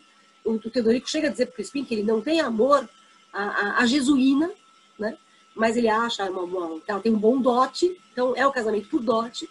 E aí o Teodorico vai se restabelecer economicamente, tá? Por meio de um outro artifício que não é o trabalho. Lembrar que rico não trabalha no realismo. Quem trabalha é pobre. Rico não trabalha. Pobre trabalha, rico não trabalha. No realismo a gente tem essa denúncia bem marcante, tá? Agora, é uma narrativa autobiográfica ficcional. Vamos lembrar que o Teodorico é um personagem ficcional do Eça de Queiroz. Então, o que eu disse? Como a perspectiva é de um único eu, no caso, o Teodorico, tudo é passível de dúvida, né? É claro, a impressão que a gente tem é que a tia Patrocínio realmente é aquele entojo de pessoa. Mas talvez ela não fosse tão assim, né? De qualquer maneira, é sempre o olhar do Teodorico que prevalece o romance todo. Tá? Uma visão fragmentária. Por que fragmentária? Porque é só a do Teodorico. tá? Você não tem o olhar da tia Patrocínio, você não tem o olhar dos pais, você tem o olhar dele. Tem todo, o que acontece é filtrado pelo olhar do narrador Teodorico, tá? Que é um vagabundo, a gente pode dizer isso, é um pícaro, é uma espécie de malandro, né? Que de uma maneira muito hipócrita tenta enriquecer. Agora, o que é bem interessante no Teodorico, no livro A Relíquia, é que o livro é bem humorado, né? É que vocês leram numa circunstância por obrigação, então tudo que a gente faz por obrigação tem outro gosto, né? Mas o livro é bem humorado, o livro é bem gostosinho de ser lido, assim, tá? Salvo o terceiro capítulo, que é o mais denso, é o mais difícil, tá? Bom, já falei que a sociedade portuguesa, em especial a burguesia, é em declínio, né? Que o Eça de Queiroz vai apresentar pra gente. E aí o livro vai destruir, né? Os elementos tradicionais, as tradições culturais, as tradições, principalmente religiosas. E nessa ruptura com a tradição religiosa, o Eça de Queiroz apresenta para a gente um terceiro capítulo em que a gente tem um perfil do que a gente chama de realismo fantástico. O que é o realismo fantástico? É a inserção de situações sobrenaturais, né, dentro de uma situação que tem por base a realidade. Esse realismo fantástico, no terceiro capítulo, se dá porque o Teodorico ele vai dormir, e no terceiro capítulo ele está no tempo de Cristo, junto com o amigo que ele encontrou durante a viagem. Ele está no tempo de Cristo e ele vai assistir ao julgamento, à condenação, à ressurreição de Cristo. Para quem é muito religioso, para quem é muito cristão, talvez vá ler o terceiro capítulo e achar que é uma heresia. Mas eu acho o seguinte, o terceiro capítulo ele serve para fortalecer a fé de quem tem fé em Cristo, mas também serve para acabar com a possibilidade de alguém que não tem fé em Cristo ter. Porque, inclusive, ele levanta a hipótese de que a ressurreição de Cristo foi uma fraude. Né? Mas lembre-se, é tudo um sonho, então é um grande delírio. Assim como também o Teodorico chega a conversar com o diabo. Aliás, ele trata o diabo de meu amigo. Né? Tem uma cena muito engraçada, o diabo está falando de Jesus, tá vendo aquele lá, aquele do meio? Né? Então, aquele lá veio para estragar os meus negócios. Então, Teodorico conforta o diabo, não fica assim, né? Dá a impressão de que ele é amigo do diabo. Ao mesmo tempo, depois que o Teodorico perde tudo, ao momento que ele está lá no quarto dele, na pensão, e vem uma luz de uma imagem, e logo depois que o Teodorico aponta para a imagem de Cristo e diz, foste tu que trocaste os pacotes. Ele culpa a Cristo pelo desastre da tia Patrocínio descobrir que o Teodorico, na viagem a Jerusalém, ao invés de aproveitar a viagem para conhecer a história, para aprofundar a religiosidade, ele ficou satisfazendo o seu desejo sexual, né, com a Miss Mary. Né? Então, quando a tia Patrocínio descobre isso, o Teodorico perde a herança. A tia Patrocínio sempre disse para ele, se souber que te metes com saias, põe-te para fora de casa feito um cão. E ela vai fazer isso. Né? E aí, depois que o Teodorico, então, está na pensão, já empobrecido, ele culpa Cristo. Ele fala, foi Cristo que trocou os pacotes, porque havia 2 pacotes. Um pacote com a camisola da Miss Mary e um pacote com a relíquia. A relíquia é uma réplica da coroa de espinhos. Esses pacotes foram trocados. O Teodorico foi se livrar da camisola. Ele pegou o pacote e deu para uma mulherzinha pobre, falando assim para ela, olha, pega essa camisola, vende, e com o dinheiro você compra comida para os seus filhos. E aí ele acabou e foi embora. E ele achou que ele tinha dado para a mulherzinha a camisola, mas não, ele deu a coroa de espinhos. Olha a ironia. Uma mulher que vive uma desgraça plena ganha uma coroa de espinhos, ela vai continuar sofrendo. Né? E aí a camisola vai para Portugal e ele vai abrir a relíquia para dar de presente para a tia Patrocínio. E na hora que ele abre a relíquia, o que tem lá dentro é a camisola da Miss Mary. E a tia Patrocínio descobre então o que ele fez. Então, por isso, Teodorico culpa Jesus. Ele fala assim, olha, você que trocou os pacotes. E aí vem uma imagem, né, uma luz da imagem, e essa imagem, que na verdade fala com o Teodorico, a impressão que você tem é que Cristo está respondendo para ele, mas não. É a própria consciência do Teodorico que está falando com ele. Então, ele debate com a imagem de Cristo, mas o que ele ouve não é a voz de Cristo, é a voz da própria consciência. Tá bom? Bom, então assim, o livro vai desconstruir o sagrado bíblico. A própria coroa de espinhos é uma fraude, porque o Teodorico, ele tá com o Topsius andando, ele vê uma árvore e fala assim, pergunta pro Topsius, essa árvore, foi dessa árvore que fizeram a coroa de espinhos? Aí o Topsius, ele olha e diz, não, sim, porque ele também não sabe. O Dr. Topsius, ele representa no livro a sabedoria alemã, não é? Aquela ideia da música do Caetano Veloso, né? Que só é permitido filosofar em alemão.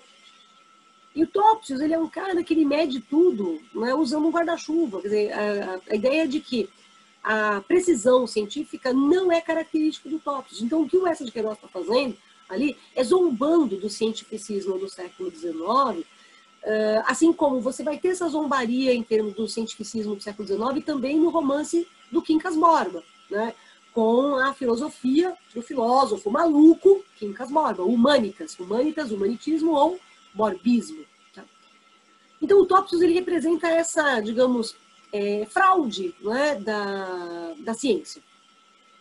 Mas o Topsius diz para ele, olha, foi dessa árvore que fizeram a coroa de Cristo. E aí o Teodorico, eles vão pegar uns galhos e vão fazer uma coroa falsa para entregar para o Tia Patrocínio, dizendo que é verdadeira. Há um caráter profano nisso, evidentemente que há, né? Assim como também há um caráter profano na hora que se coloca em dúvida a divindade de Cristo, ou então quando se contesta a tradição histórica, ou se contesta a tradição religiosa dos evangelhos, né? O Eça de Queiroz está atacando bem a questão religiosa. A relíquia, ela não é uma relíquia porque ela é falsa, mas de uma certa maneira ela se torna uma relíquia porque ela vai ser símbolo da desgraça do Teodorico. E também é uma relíquia porque aquilo que é visto como relíquia, mesmo que não seja, se você crê, passa a ser uma relíquia. Vou te dar um exemplo. O Teodorico, ele chega a vender, porque quando ele vende Jerusalém, ele traz um monte de bugigangas, né, para Tia Patrocínio, para dar de presente, e ele acaba depois vendendo.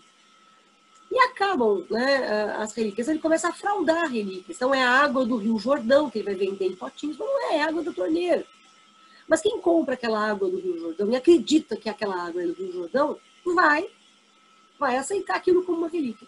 Então é a ambiguidade que eu estou colocando. Ela não é relíquia porque é falsa, mas se torna relíquia porque você olha para ela com o olhar da verdade.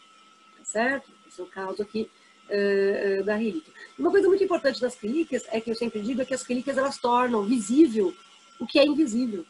Né? As relíquias tornam concreto o que é abstrato, né? Que é a fé. A fé é abstrata, a fé é invisível. Né? Mas a relíquia, ela solidifica, né, essa fé. Bom, o Teodorico Raposo, narrador e protagonista, você já sabe disso, falsamente religioso, você também já sabe disso. Ele não trabalha, né? É engraçado, ele podia trabalhar, ele só vai trabalhar no fim do livro. Ele não trabalha. Então, assim, e ele chega a culpar, né, esse jeito dele ser, porque ele foi criado sem o amor dos pais. Né? Tem uma origem pobre, foi criado sem o amor dos pais. Ele culpa o mundo pelo jeito de ser. Mas veja, o mundo deixou o Teodorico órfão, sem amor de mãe, como ele mesmo diz, mas isso não significa que ele não pudesse agir. Por exemplo, no livro Mayombe, você tem, né, personagens, depois eu vou falar disso, que se tornam órfãos, e é a orfandade que faz esses personagens irem à luta. Teodorico não. Então ele é, na verdade, acomodado, né, interesseiro, calculista, né, alcunhado, né, apelidado Raposão. A raposa é um bicho astuto, que age devagarzinho, né? É como o Teodorico. Aliás, ele é astuto até um certo ponto. Aliás, ele se acha mais astuto do que, na verdade, ele realmente é. E aí, a meta do Teodorico é a herança do Tia Patrocínio. Então, ele vai fazer tudo ser de acordo com o que a Tia Patrocínio aceita. Uma coisa que a Tia Patrocínio não aceita é atividade sexual. E o Teodorico é louco por mulher. Desde criança, quando ele vê, a criancinha, ele vê a mulher que passa, né? Ele foi olhando, então, desde criança. Né? Ele tem uma ideia fixa, que é sexo. Tá? Até lembra um pouco o Macunaíma. Né? O Macunaíma tinha essa ideia fixa, brincar. Brincar era atividade sexual. Né? E o Teodorico também. Bom, o nome Teodorico Raposo. Então, Raposo, já sabe, a raposa, né? Que é astuta. Theo, Deus, rico, dinheiro. Então, aqui, Theo, mais rico, já tem oscilação entre o sagrado e o profano. O sagrado é Deus e o profano é a riqueza material. Mas, ó, Theo, vou pegar o nome dele inteiro, Theodorico. Veja bem, Deus, cheiro, riqueza. Então, é a religião cheirando a riqueza. E essa religião cheirando a riqueza, a gente pode associar, por exemplo, aos padres, que são os representantes da fé, que são de olho na riqueza da tia Patrocínio. Tá bom? Então, é curioso, os nomes são muito importantes. Lembrem-se que no livro a gente tem dois Teodoricos, né? Tem um Teodorico jovem que vive a história e tem um Teodorico mais velho que conta a história. O Teodorico que conta a história, ele considera, né, na verdade, por que ele vai contar a sua história? Porque ele considera que as suas memórias vão ser uma lição lúcida e forte. Ele não é modesto, em momento algum. A modéstia não é uma característica do Teodorico, que é um cara medroso. Tá, ele pode ser esperto da raposa, mas ele é medroso. Qual é o maior medo dele? Ficar sem dinheiro, ficar sem as mordomias que a tia Patrocínio das Neves patrocina para ele. É o nome dela, Patrocínio. Ela patrocina algumas mordomias para o Teodorico. Ela patrocina a igreja. Por isso que ela é paparicada. Ela não é paparicada porque ela é uma mulher de fé mesmo, verdadeira. Não é. Ela não é. Ela é uma senhora de uma certa idade já, virgem. Neves remete à virgindade, remete à brancura, né? Remete à virgindade. E essa, digamos, virgindade é algo que a incomoda, embora ela não diga. Por isso que ela não admite que os outros tenham atividade sexual, porque ela não teve. Né? Ela é a virgem que não queria ter sido. Tá? Então, uma mulher conservadora, alta, seca, né? Muitas vezes caracterizada com aproximação ao bicho, ela fica cheirando o Teodorico como se ela fosse um cachorro, um rato, tá? Ela fica remexendo nas coisas. Isso a gente chama de zoomorfismo ou zoomorfização, né? Como você quiser. Beata austera, avarenta, ela é rica, mas é pambura, recalcada, né? De princípios rígidos demais, né? E que no livro está personalizando o quê? O fanatismo religioso. Na verdade, é essa perspectiva. E é um fanatismo religioso porque, assim, a tia Patrocínio, ela usa a religião serve para a tia Patrocínio disfarçar as suas frustrações amorosas, as suas frustrações sexuais e o seu desejo, né, de santidade. Aí o Neves, né, a ideia da santidade. O Teodorico, quando ele viaja para Jerusalém, no caminho ele conhece o Dr. Topsius, como eu já falei, né? O Dr. Topsius, ele coleciona relíquias, né? E assim, ele não coleciona valores cristãos, mas relíquias, né? Ele dá alguma importância aos rituais, né? Isso ele realmente dá. Mas é o que eu falei, aqui o Dr. Topsius é um ataque às teorias científicas do século XIX, mais propriamente ao positivismo, né? do Augusto Comte. Assim como também o Humanitas do Quincas Borba é uma paródia ao darwinismo e é uma paródia também ao positivismo do Augusto Comte. Mas o Dr. Topsius está aqui no livro para ser ridicularizado. Né? O Essa de Queiroz ridiculariza, tanto que o Dr. Topsius tem traços muito caricaturais, ele é muito exagerado na sua caracterização e patriótico demais. Ele, inclusive, ele discute com o Teodorico, né? Que o Topsius diz que a Alemanha é a mãe espiritual dos povos. E o Teodorico diz, não, é Portugal. Portugal é melhor que todo mundo. Né? Então você tem aí um certo nacionalismo do Teodorico. Tá? A Miss Mary, né, é a mulher que vai levar o Teodorico à desgraça, né? Uma luveira que vai ser amante do Teodorico na Terra Santa, mas ela é amante de todos. Né? Tanto que o Teodorico descobre que ela teve outros homens também. Né? E ele vai ter uma semana, uns dias de felicidade sexual com ela. E na hora da despedida, ela pega uma camisola, escreve um bilhete, que é um bilhete revelador, daqui a pouco a gente vai ler o que ela diz. E o Teodorico pega essa camisola e ele fica com a camisola assim para baixo. Né? O Teodorico é meio, em alguns momentos, ele é meio romântico, né? E o Essa de Queiroz aproveita para ridicularizar esse romantismo do Teodorico. Tá? A árvore genealógica do Teodorico é bem interessante, né? O avô dele era um padre que casou com a dona Filomena Raposo, alcunhada a Repolhuda. Vão ter um filho chamado Rufino da Assunção Raposo, que é afilhado de Nossa Senhora da Assunção. Ele vai casar com a dona Rosa, que é irmã da tia Patrocínio, e vai nascer o Teodorico. Então, repare, o pai dele era afilhado de Nossa Senhora da Assunção, o avô era padre, E o Teodorico tem uma tia muito beata e vai casar com uma mulher chamada Jesuína. Tá vendo? Jesus. Jesus, como eu falei antes, andar no pé do Teodorico. Né? Bom, no dia em que o Teodorico está partindo, né, de Jerusalém, a camisola. O que a Miss Mary escreveu na camisola? Ao meu Teodorico, meu portuguesinho possante, em lembrança do muito que gozamos. Tinha patrocínio, ver camisola de prostituta com aquele bilhete comprometedor e expulsa o Teodorico de casa. Mas vai falar assim, mas o Teodorico se arrepende do que ele fez? Não! Ele se arrepende de não ter dito para tia patrocínio que aquele MM que assinava o bilhete, que era Miss Mary, MM, era de Maria Madalena. Ele se arrepende de não ter dito para tia patrocínio que Maria Madalena lhe deu a camisola no deserto.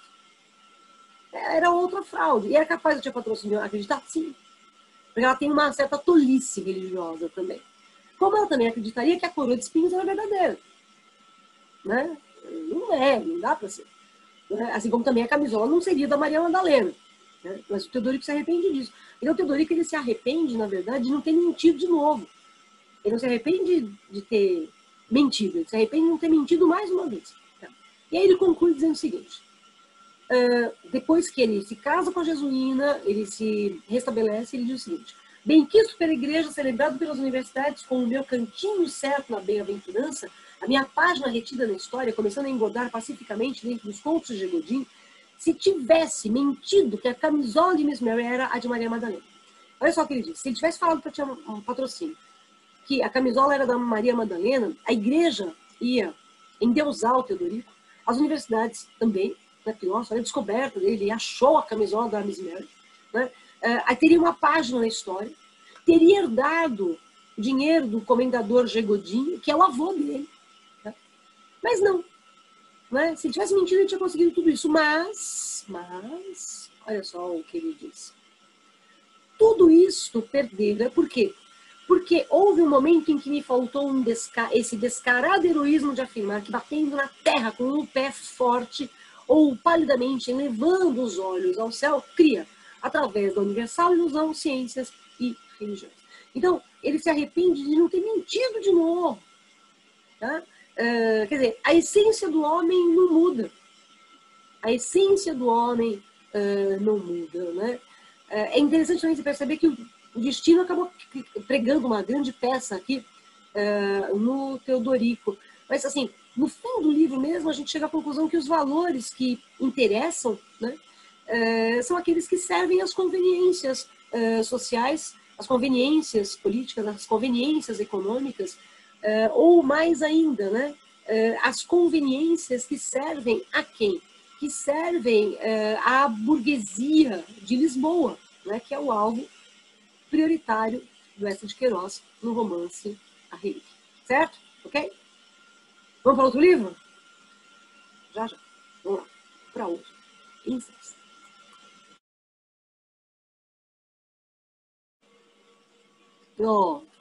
Mais um.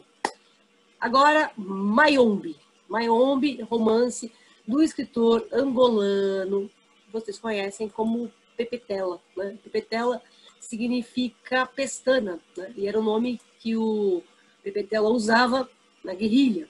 Né? Bom, o romance Mayombe, o romance Mayombe foi escrito em 1970, 71 e foi publicado em 1980. Né? O Pepetela vai falar sobre, né, toda uma preparação, né, que a gente tem dos guerrilheiros nesse combate, né, ao domínio português. É um romance anterior à independência de Angola. Angola era colônia portuguesa. E você tem aí uma recusa à colonização, né, uma recusa ao domínio português. E uma proposta muito importante e muito significativa no livro, que é o resgate das identidades angolanas. Lembrar que o livro ele é dividido em 6 capítulos, né? A missão, a base, Ondina, o Surucucu, a Moreira e o epílogo. No primeiro capítulo, a apresentação justamente do que eles estão fazendo ali na floresta de Mayombe. Né? No último capítulo, a Moreira, quando a gente tem a morte do Sem Medo e toda uma cena muito poética em que o Sem Medo ele vai ser enterrado ali, né, na floresta de Mayombe. Na verdade, ele não é enterrado, ele é semeado. Essa é a ideia que a gente tem no livro, ele vai ser semeado. É como se a semente de um povo angolano que luta pelos seus direitos, que luta pela sua liberdade, estaria sendo plantada ali aquela semente e daria como frutos mais angolanos que lutariam pela liberdade e que lutariam por uma Angola própria, né? Uma Angola dos angolanos. Tá? Bom, as personagens estão na base. Quando os homens entram para a guerrilha, eles são batizados na base, então eles recebem outros nomes. Então, Sem Medo, Teoria, Motianva e etc. são nomes de guerrilha, tanto que o Pepetela, né, o nome Pepetela, é o nome que ele usava na guerrilha. O sobrenome do Pepetela é Pestana, e Pepetela significa pestana. Então, os nomes de guerra, eles recebem nomes de guerra, né?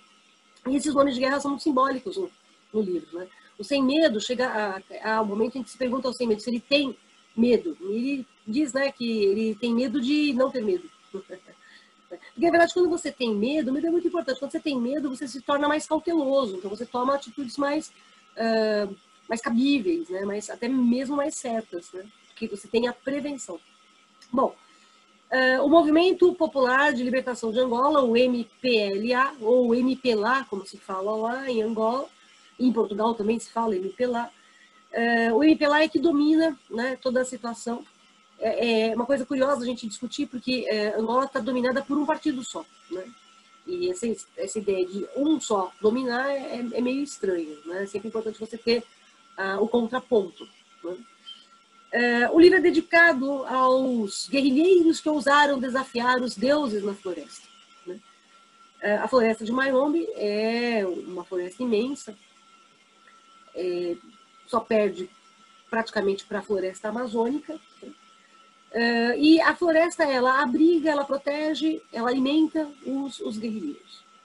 É como se a floresta fosse um útero, não é? E, inclusive, essa ideia de semente é muito interessante, porque como o Sem Medo vai ser semeado na floresta, e a floresta é metáfora de um útero, aí você tem bem essa ideia de que nascerão novos angolanos fortes como Sem Medo. Tá? Bom, o romance é um romance polifônico. A polifonia é uma teoria de um russo chamado Mikhail Bakhtin, já de começo do século XX, então não é uma novidade. A polifonia não é uma novidade. Mas a polifonia, essencialmente, são vozes que nós temos, por exemplo, no Mayombe, vozes ideológicas distintas, né? Então você percebe, por exemplo, um grande problema que a gente tem no livro é o tribalismo, né? Então tem os Kikongos, os Kimbundos, os Umbundos, e há rivalidades entre as tribos. É interessante isso, porque se todos estão lutando pela libertação de Angola do domínio português, não deveria haver, né, esse duelo entre as tribos. Mas o tribalismo é muito forte em Angola, isso até hoje. E isso causa uma certa fragmentação, muitas vezes, da própria guerrilha, né? Porque os próprios guerrilheiros ali se incomodam um pouco. Ele chega a dizer, não, aquele ali é protegido porque ele é Kikongo, aquele ali é protegido porque é um Umbundo, e assim vai. Tá? Digamos, existem certas rivalidades entre os guerrilheiros. É claro que eles estão lutando por uma causa única, né? Mas há certas rivalidades ali entre os guerrilheiros. Mas voltando à ideia de polifonia, a polifonia são vozes ideológicas diferentes. Então você tem no livro a apresentação assim, em vários momentos assim, eu, narrador, sou teoria. Aí vem a narração feita pelo personagem teoria. Então nós temos vários narradores em primeira pessoa dentro do livro, mas essas narrações são costuradas por um narrador em terceira pessoa, tá bom? Que liga todas as outras. E esses narradores, né, apresentam o quê? Os seus pensamentos, as suas posições ideológicas, as suas posições políticas, né? Isso é polifonia. Tá? São vozes distintas ideologicamente que nós temos no romance Mayombe. Tá? Então tem uma multiplicidade de narradores que têm vozes distintas em termos variados. Tá? Inclusive não só nas questões políticas, mas até mesmo na questão do amor, da posição do homem frente ao amor, da sexualidade feminina, né? A gente tem essas situações também presentes no livro. Nas partes em que os narradores se apresentam, você percebe um domínio ali de oralidade mesmo. É como se estivessem conversando com a gente, né? Como se estivessem falando com os leitores, inclusive fazendo questionamentos aos leitores. Nós somos questionados muitas vezes. Esses questionamentos são importantes porque o que o PPT quer é despertar no leitor reflexões a respeito da realidade angolana, mas não só da realidade angolana, porque muito do que Angola vive, a gente aqui no Brasil vive também. Em outros lugares do mundo também, situações semelhantes acontecem. Tá? Bom, a gente tem os conflitos políticos, sociais, pessoais, né, amorosos, né? E a gente tem também a corrupção, porque o movimento tem corruptos. Por exemplo, o André, que é o administrador, ele é corrupto. É curioso, né? Tem uma situação lá que um trabalhador ele pega os seus 100 escudos e ele dá os 100 escudos. 100 escudos. O escudo era a moeda portuguesa na época. 100 escudos não é nada. Tá? Hoje em dia não existe mais essa moeda, porque é o euro, né, em Portugal. Mas mesmo naquela época, 100 escudos era uma quantia pequena. Mas o que o homenzinho faz? Ele dá os 100 escudos para o movimento. O que é revoltante é que esse movimento tem integrantes que são corruptos. É o caso do André, que fica dando jantar lá, que fica numa vida razoavelmente farta, enquanto os guerrilheiros que estão na floresta de Mayombe não têm o que comer. Aliás, é a floresta que o alimenta. Né? As amêndoas, né, que eles chamam de comunas, eles são alimentados pelas comunas. E aí, essa alimentação das comunas remete-nos à ideia de esquerda. Né? O livro tem essa perspectiva de esquerda. Bom, há uma referência a Ogum no livro e há uma referência ao mito de Prometeu. Eu coloquei aqui, Ogum é São Jorge, né? Eu coloquei aqui a oração de São Jorge para vocês. Também já foi musicada, a gente tem alguns artistas brasileiros que cantam, a Fernanda Abreu canta, né? Gosto muito, o Caetano Veloso também canta, a oração a São Jorge, Jorge da Capadócia. Eu coloquei aqui, eu acho que vestibular, né? Não custa, vai. Faz uma oração a São Jorge aí, quem sabe ele ajuda, né?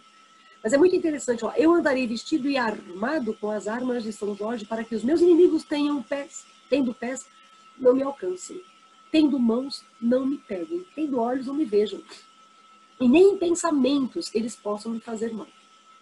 É isso que a gente tem com o Sem Medo, né? Até o combate final, em que a gente tem uma situação de atrapalhamento ali do comissário, e aí o Sem Medo acaba sendo alvejado e morre. Quem morre no livro, no final do livro, são duas personagens. Um é o Sem Medo e o outro é o Lutamos. O Lutamos era visto como um traidor o tempo todo. E ele morre porque ele vai tentar ajudar o Sem Medo ali na hora que ele está sendo alvejado. Pergunta que eu sempre faço. Quais são os nomes das duas personagens que morrem no final de Mayombe? Isso mesmo. Lutamos sem medo. Você ouviu o que você falou? Lutamos sem medo. Ou, sem medo, lutamos. Olha a mensagem que a gente tem. Até a morte, nós lutamos sem medo por uma Angola livre. Né? Isso é bem interessante. Oração de São Jorge, depois vocês rezem aí. Tá legal? Bom, a floresta de Mayombe, a floresta ela é personificada. A floresta tem vida. Né? Eu poderia até dizer que a floresta é uma personagem a mais no romance. A floresta tenta suprir as dificuldades que os guerrilheiros têm no acampamento, né? Fome, falta de recursos, aliás, falta de armas, o treinamento não existe, porque depois chegam alguns guerrilheiros novos que não sabem nem o que tem que fazer direito. Então eles não são treinados, eles não têm armas, eles estão lutando meio que na raça mesmo, né? Ali no peito. Tá? E lutam contra os tugas, Portuga. Né? A gente usa bastante aqui no Brasil, né? Os portugueses. Né? Tem um colega que trabalha comigo que me chama de Portuguinha. Na verdade, ele me chama de Tuguinha. Né? Eu sou de origem portuguesa. Né? E, assim, a Tuguinha sou eu, a Portuga. Né? Então, Tuga, Portuga. Eles estão lutando contra os Tugas. Tá? Refletem sobre o domínio de Portugal, né? Mas refletem também sobre as realidades angolanas. Então, é um livro, como eu falei no início, que vai resgatar algumas identidades angolanas e questionar algumas delas. Principalmente as questões voltadas para diferentes etnias que estão ali presentes nas trincheiras. Né? Bom, os personagens, né? O Sem Medo, né? É o Prometeu africano, que a gente pode dizer, né? que foi plantado na floresta, que é um herói, semelhante a um herói angolano chamado Renda, né? Que também morreu em missão bravamente, e o Sem Medo vai morrer dessa maneira. Então, de uma certa forma, ele é uma metáfora do herói Renda. Né? O Sem Medo, ele é muito, muito ponderado em algumas coisas, em outras ele perde um pouquinho o eixo. E ele tem uma relação com o comissário de pai e filho. Né? O comissário ele é 10 anos mais novo que o Sem Medo, e o comissário chama-se João. Né? O Sem Medo chama o comissário de miúdo. Miúdo, em Portugal e Angola também, miúdo são as crianças, são os miúdos, é chamado de miúdo. O João vê o Sem Medo como pai. Né? E, gente, atritos entre pai e filho é a coisa mais comum que existe. Né? Os pais querem o melhor para nós, às vezes a gente não entende o que os nossos pais querem, então, e vice-versa. Então, os conflitos são constantes. Então, por isso, Sem Medo, o comissário vive em conflito, porque a relação é uma relação de pai e filho. Essa relação de pai e filho conflitiva, a gente tem também no livro Campo Geral. O Miguelinho tem uma relação com o pai em Obero muito, muito difícil. E no livro 9 Noites. Né? O Bill Quain, né? Porque a pronúncia adequada é Bill Quain. O Bill Quain, ele tem uma relação complicada com o pai, assim como também o investigador, narrador, jornalista, que vai pesquisar a história do Bill Quain, tem uma relação complicada com o pai. Tá? E aqui, embora eles não sejam pai e filho, há essa representatividade de relações conflituosas entre pai e filho. Tá? Mas o comissário ele diz uma coisa importante no final do livro, né? Do epílogo. Ele fala que ele evoluiu graças a Sem Medo. Então, ele reconhece, né, o mérito de Sem Medo e o valor de Sem Medo. O comissário político ele é sexualmente fraco, né? Ele é, digamos, amedrontado sexualmente. Tanto que ele namora a Ondina, e a Ondina é que toma as iniciativas. Né? Ele é fraco, né, nas investidas. Mas o comissário político ele vê as mulheres como objeto sexual. E o problema grande é que a Ondina não se deixa tratar como objeto sexual. Essa é uma questão que a gente tem que observar no comissário. Né? O Teoria, ele se identifica como talvez, porque ele é filho de mãe preta com um pai branco. Né? Então ele diz que é o talvez, porque basicamente assim, como ele é o mestiço, as pessoas pretas veem o Teoria como branco. As pessoas brancas veem o Teoria como preto. E, gente, ele não pode ficar. Então ele é o talvez. Isso é muito triste. Essa ideia de um indivíduo que não consegue ficar nem de um lado nem do outro, a gente tem no Angústia. Luiz da Silva. Ele é classe média. Uma classe média fraca, mas ele é classe média.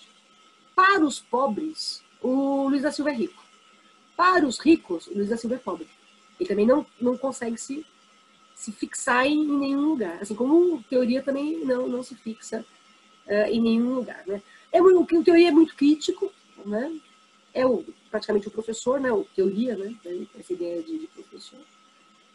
O Lutamos, coitadinho, o Lutamos ele vive mostrando para os outros que ele não é traidor. Todo mundo acha que ele é traidor. Né?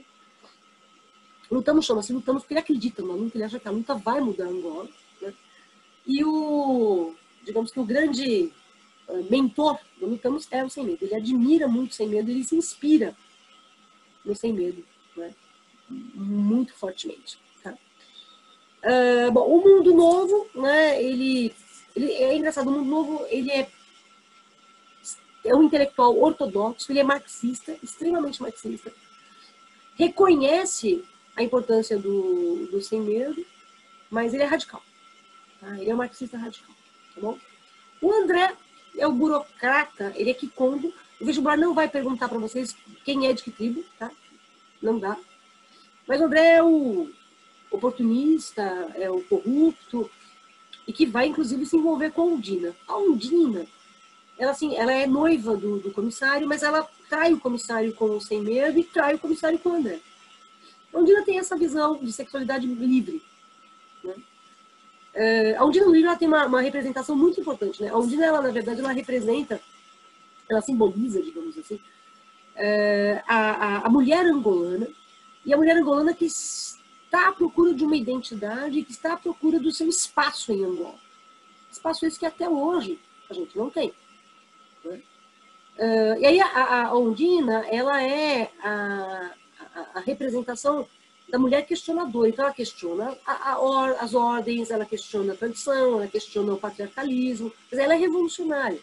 Ela é bem revolucionária, ela é engajada politicamente, ela é muito lúcida politicamente, ela é muito forte de personalidade, coisa que o comissário não é. O comissário é fraco. Né? E o comportamento da Ondina choca muito os moralistas e choca os machistas. Então, a gente tem um outro problema que o Mayombe vai discutir. Além do tribalismo, a questão de gênero. Né? Vai ser discutida pela figura, pela ação, né, da Ondina. O Matianva, ele é um marinheiro bastante, digamos, ousado, ele é cosmopolita, ele conheceu vários outros lugares, e ele é um mestiço, mas ele é um mestiço de etnias angolanas, é diferente do Teoria. O Teoria é mestiço de cor mesmo, né? Preto com branco. O Matianva não, ele é mestiço de etnias de Angola propriamente, né? E por isso o Matianva ele não se considera de uma tribo só. Né? E é uma coisa que eu acho muito importante do Matianva, é que você sabe que existem vários dialetos, né, em Angola. E o Matianva, ele diz o seguinte, que a língua de Angola que une Angola é o português, é verdade. Né? Porque cada tribo falando de um dialeto não tem comunicação. Então, seria a língua portuguesa que uniria, né, unificaria todas essas tribos nesse processo de comunicação. Tá? E o Milagre, né, o Milagre é um órfão. Né, ele é um órfão.